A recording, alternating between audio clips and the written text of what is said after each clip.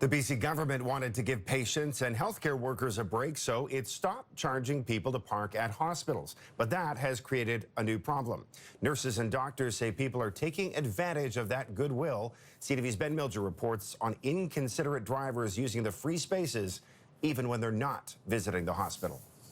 And I just arrived at work and could not even find a parking spot. Dr. Kelly Castile works in the ER at Royal Columbian and says in the days after BC's health minister announced free parking at hospitals, unscrupulous drivers have been using the lot at RCH as a park and ride to jump on the SkyTrain at nearby Sapperton Station. Folks, please. This was meant for hospital patients who require access to the hospital.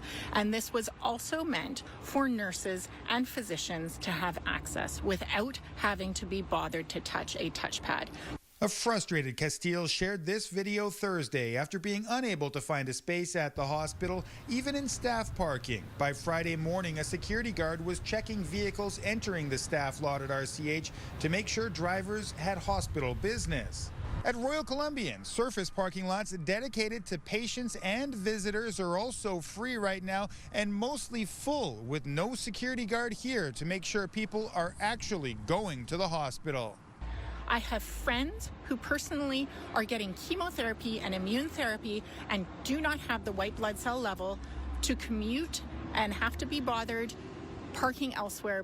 In Victoria, Health Minister Adrian Dix says the province has heard the complaints. And we'll be enforcing, even though parking may be free, it's our intention to ensure that everybody who parks does so with legitimate reason. With parking limited at the best of times, Castile just wants people to know supporting healthcare workers is about more than just making noise at 7 every night.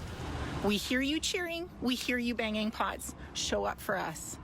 We'll show up for you, but we need to be able to park first. Ben Milger, CTV News, New Westminster.